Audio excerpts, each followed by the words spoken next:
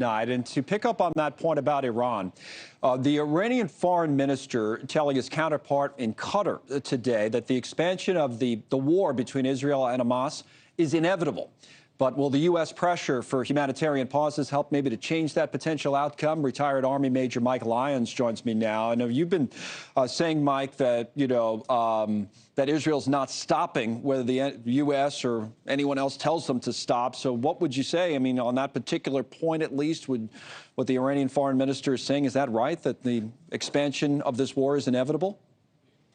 I think the Iranians are going to continue to be very rhetorical in their comments, but they're not going to want to get into a fight because they know full well that the United States would defend Israel, especially if they decide to launch some kind of continental ballistic missile towards Israel's way. We saw them fire today the Arrow 3. It's a technology that's really been designed to combat Iranian missiles that would come Israel's way. Think about a bullet hitting a bullet in outer space is the visual on that. It's tremendous technology. It's technology the Iranians don't have. And so I don't think so. I think the Iranians are talking one way, but at the end of the day, they're not going to want to get into a fight with Israel. And I think that's what that's kind of what everyone is betting on. But we have to see what happens. They still have to be deterred. They've got to shut down the militia groups that are attacking U.S. forces in Syria and Iraq. That's for sure. Yeah, I've seen some of your commentary about the United States messaging in this war, and I want to talk about that in the broader context of what we heard from the Secretary of State today, because you've been critical of the messaging of the United States at times.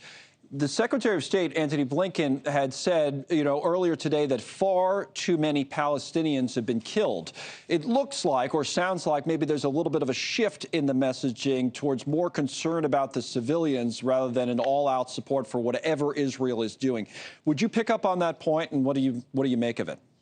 Yeah, that's right. I think the secretary stepped on a message today that he said 2 days ago. All of a sudden now it's the Israelis' fault, and they're not taking care of the civilians and doing all they can. I'd like to ask him what exactly would he like Israel to do. They're shutting down operations for about 7 hours. We just saw that report that came through. They can't pause because if they pause, they allow Hamas to gain certain kinds of momentum.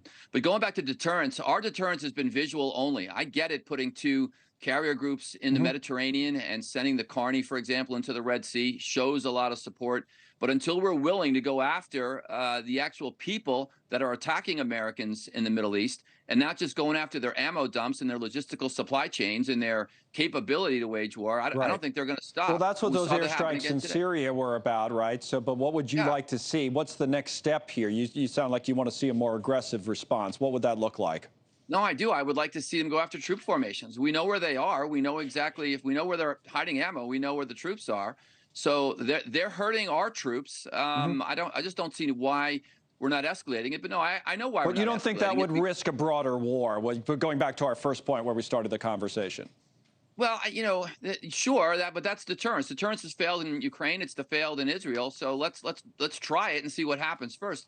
I mean, when we took out Soleimani back when Trump was president, that seemed to stop the Iranians from attacking American forces there. I mean, Iran has been the greatest foreign policy failure in our country in a post-World War II era. No question about it. For the last 40 years, in my entire lifetime, everything is pivoted about what goes on in Iran and how they've influenced the Middle East. Well, this is their time right now that they think they're going to have this moment where they're going to try to take more control over it. And we could decide to support our ally in Israel or not. So, no, I think that we should decide to go after some of the leaders there. I'm not saying we go 10 times the return back. I'm not saying that at all. But I'm saying the deterrence we're doing right now is not working. Enough. More than just ammo dumps, correct. All right. Thanks so much for watching. Go to joinnn.com to find NewsNation on your television provider. And don't forget to click the red subscribe button below to get more of NewsNation's fact-driven, unbiased coverage.